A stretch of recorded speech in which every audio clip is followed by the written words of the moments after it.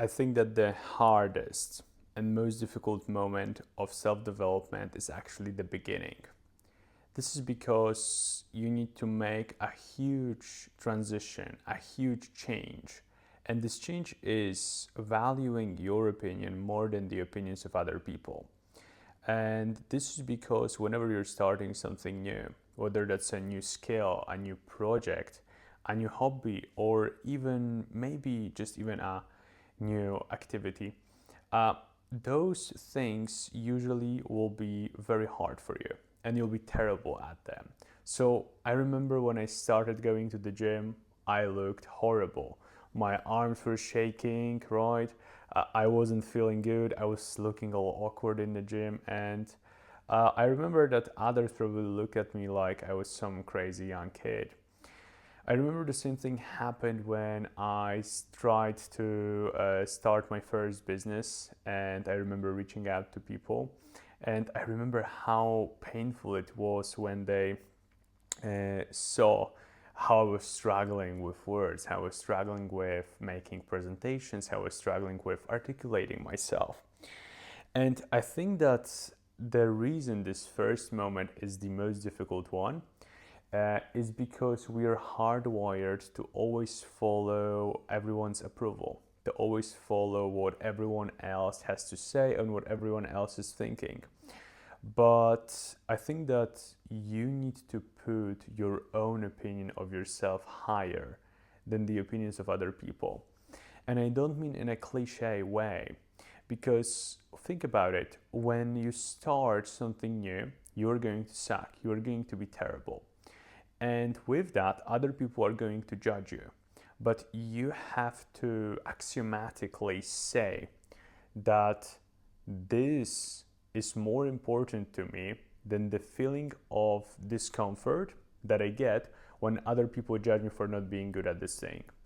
For example, when I started posting content, my content in the beginning looked terrible. The camera was off, I didn't have a microphone, there was no the ideas were bad, right, for the content. But I started, and I remember that the mindset I had was that becoming a great creator was more important to me than what people who saw my things in the beginning thought of me. Especially, you probably have like one person or two people that you are thinking about constantly that are blocking you from doing whatever you want to do. It might be a parent, it might be a colleague, it might be a friend enemy, right? Friend and enemy together, someone that you're in competition with, and you always visualize that one person seeing you failing in this thing that you're going to do. And I think that if you are able to make that decision, if you are able to prioritize your own opinion of yourself above the opinions of others, all the other things are easy because the first battle is the hardest because you just don't have that much proof. So if you have never started anything new, anything outside the box, anything that was not what others expected of you, then you don't really have proof that you can do that and still survive and succeed. But next things, because a lot of self-growth is just giving certain things up for better things and trying to make it work while you look stupid to other people. Later on, you have proof. Like, for example, right now, I have evidence that when I prioritize my own judgment and I pursue my own ambitions and goals, great things come out of it, right? Because I've been able to prove this to myself, right? When I started going to the gym, I was an awkward kid, and now I'm a muscular guy who actually likes going to the gym. And I know that there is this moment of, okay, other people view me as this weird person who's walking around and doesn't know what they are doing. But I knew that becoming healthy, becoming muscular, having a great self image was more important to me than actually what those five people thought about me at the gym, right? So, and then I got this first positive loop. Same thing happened in business. I remember that I went against the crowd where all the people expected me to go to university, to do what was socially accepted at the time. and I went against it. So not only did I have negative judgment from the people that wanted me to go to university, I also had negative judgment from people who I tried to sell as customers because I was a beginner. So both of these hurt, but then eventually I got through that, and it enabled me to develop the skills that I needed to become successful later on. And this also taught me another time. It was people think this, I think something different, I want to do something different, I do the thing, and then I get reinforced for it, right? But if you've never done this before, if you've never had a situation where you actually went against the crowd, where you actually said no, where you were actually assertive, you weren't just mimetically doing what other people are doing, when you were actually authentic and real with yourself. Children are very authentic and real with themselves. When you interact with young kids, they are this way. But if you've never done this before, I get it that there is like fear. There is an element of, ooh, I don't know what will happen. I don't know how this is going to work. I don't know if I'm not going to lose anything, right? But I just want to give you permission to try it out, to experiment. Because all that tension that you are experiencing right now of, I want to do this, but I don't know if this is going to work. I don't know what other people will think of me. All that tension will disappear. And regardless of the outcome, even if you do the thing and you fail, you will first build the skills that are going to help you in the future. You're going to show to yourself that you are courageous enough and you believe in your own word enough to pursue something, even if it might not be what other people think is good or right or whatever else they think. And I feel that most people do get stuck in this loop of trying to get validation from the world, and of trying to get applause. And I don't think this is the right way to do this. And just to give you an idea, there is this quote I've heard. I can't stop thinking about this, man. It's something that keeps getting repeated. I've been thinking about this quote for 8 years. 8 years, sorry. 8 weeks, I wanted to say. I've been thinking about it all the time. I've seen it. I don't know who wrote it. I wish I knew. But the quote was, "Stop looking for validation from a world that crucified a perfect man." You might not be religious. You don't have to be religious. And you can still hear the message. So there already was a perfect man. His name was Jesus Christ, right? When you think about him. And he wasn't perfect in like the sense of how he looked or how handsome he was, how muscular he was, how rich he was. No, he was perfect because of how much he loved other people. Simple as that, right? He was forgiving. He was making other people the priority. He was teaching people. He was showing them how to live a life in a better way. And divorce religion from it at all. Just take him as a guy, okay? So he was teaching people, who was trying to lead them, he was trying to show them a better way, he was trying to show them how to have more love in life, right? He was telling them that they are loved, that everyone is loved. And you think about it, like this was probably the perfect person. And you know what the world did to him? They killed him. They tortured him and they killed him. And I don't know about you, but I will probably never be as perfect as Jesus Christ. At least according to the stories. I've never met him, as you know. You probably haven't either. And I will probably never be as perfect as he was according to these stories. But I know from these stories that he was much better than I am. And the world still decided to kill him for that. They decided to murder him. And I think that it should give you a lot of freedom to do whatever you want in life. Because the validation you are looking for, it's never going to be given to you. Now, this might be a little bit deep, but let's go. there is a story of the prodigal son. The prodigal son is the story where there is a father and he has two sons, right? The good son and the prodigal son. And the prodigal son says to his father, hey, give me all my inheritance, give me all the money that you're going to give to me. I want to go and have fun. And he goes and he has fun and he's meeting lots of women and he's drinking and he's doing all the partying and all that stuff, right? You've probably heard this story before. So, and he spends all this money that his father has given him, and he wastes it all on like cocaine, drugs, and like stuff like that, like degenerate activities. Then he has to work to get the food, right? So he's poor, he doesn't have anything, and he decides to come back home, right? And the good son stayed with the father all the time. He did whatever the father wanted him to. He did what was accepted socially.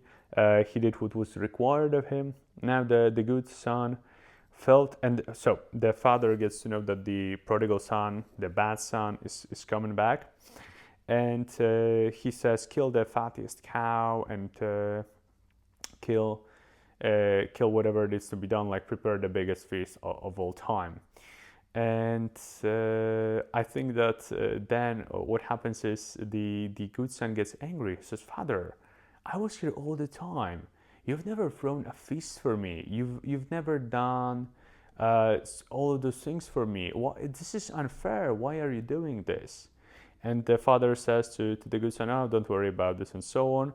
And eventually the prodigal, the bad son, comes back, and the father hugs him and he says, you were lost and now you're found, right? Now, what do we make of this story? It's like, it sounds absurd when you listen to this story, especially on the first, like when you think about it literally, but it's a metaphorical story. It was never meant to be interpreted literally. So the way I see it, the way I heard it, the way I learned about this story, the good son, this is your intellect, this is your mind, this is your logic, right? It wants to be good, it wants to control the world, it wants to do this, that, it's obedient, it's the nice son. And you are the father in the story. And the bad son, the prodigal son, this is your soul, this is your spirit, right? It wants to go out into the world. It wants to challenge the world. It wants to experience all of those wonderful things that are there in the world. And it just wants to experiment, do this, do that, right? This is your heart. This is that youthful spirit that you have or had maybe in the past.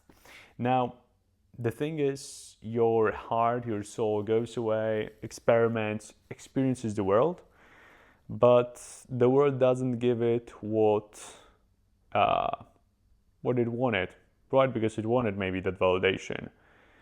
Maybe you wanted that other people accepting you, that fun, that pleasure, and it didn't give you that. But then what happens? Well, you come back to yourself. So your soul, your spirit comes back to itself. It doesn't stay into the world, and you take it in, obviously, right? Your intellect will always be there, that the logical part of do this, do that, follow the path that everybody's given you. It's always there. But the lesson that you learn there is that the things that you are looking for outside, they can only be found on the inside.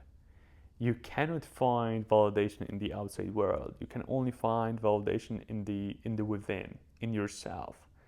And I think a lot of what has allowed me to achieve a lot of success that I've been able to achieve compared to the place where I came from, it's because my scorecard is internal. I don't play by other people's rules, and I try to divorce their opinions from my actions, and I try to stay as true to myself as I can. And I also try to have as much validation from myself as I can.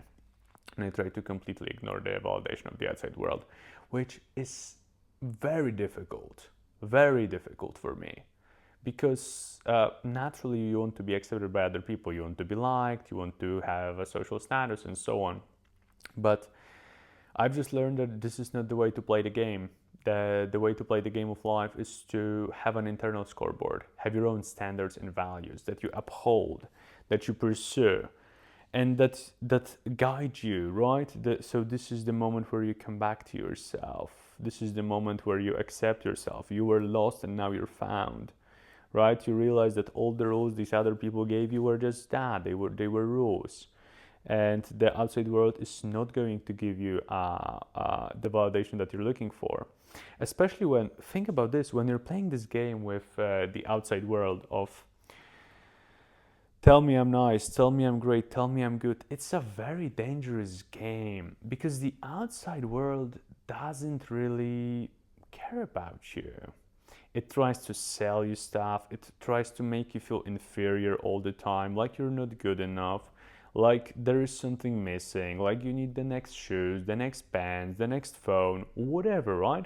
This is what the outside world is doing to you. And if you don't learn the lesson, if you don't come back home, if you don't come back to the Father, to yourself, then you will probably stay where the prodigal son was when he lost all the money, where you're working for food, in poverty, in sadness, in misery. And I just hope that this is not your destiny, although this is many people's destiny. They never come back to themselves. They never realize that all the outside world games don't really matter that much, that the only game that matters is here. It's your internal code, it's your moral code. And it comes back to this idea I got from Guy Ritchie, that every man in himself is aristocratic, that he is the master of his own kingdom. And I feel like if you take that mindset of a king, not a king that's going to you're better than others, not in that way. A king who's ruling his own internal world, the world of his desires, the world of his emotions, the world of his goals, the world of his hobbies. If you adopt that mindset, actually, that hey, my life is my life, and I can either choose to do something about it, I can take it as I am the king of this kingdom and I'm going to rule the best I can. I know that I will fail many times, I know that I will make mistakes, but I will at least have the mindset that I want to be a good king. I want to try to rule it in the best way possible. If you adopt that mindset, I believe that your life is going to get much better, because that's where you take ownership. That's where you are responsible for everything. And all beautiful things in life come from that. Beautiful things in life come from that responsibility. Because if I try something new and I fail and it's my responsibility, great, got it. Sorry, I wasn't good enough. But if I try something new and I succeed and it's my responsibility, then bravo, man, you did it. Good job, right? And I wish that I could give you you know what? I'm not wishing. That's what I'm doing. If you've listened this far, this is your permission. You don't need to pedestalize other people's opinions. You can ignore them. Just feel free not to pay attention to them whatsoever. Come back to yourself. Stop looking for validation, right? You were lost, but now you're found. This is the end of the life where you put other people's opinions first, where you put the outside world first. This is the time in your life where you'll make a change, where you will become somebody who's different, someone who can make decisions as a king, ruling his own kingdom, because you are a king, you are aristocratic, you are free and independent, and you can do what you want. There is nothing holding you back. And I know that you have a lot of goodness in your heart. So the things that you're going to do will be good. And I know that it might not feel like it right now, but a lot depends on you being at your best. Because you might save someone's life in the future. You might save thousands or millions of lives. So from this moment on, whenever you're about to make a decision about your life, whenever you're about to do something, think about it from the standpoint of you are a king of your own kingdom and rule that kingdom like a good king would rule his kingdom. Don't listen to whatever anyone else has to say. You are the king and you know what to do. See you in the next one.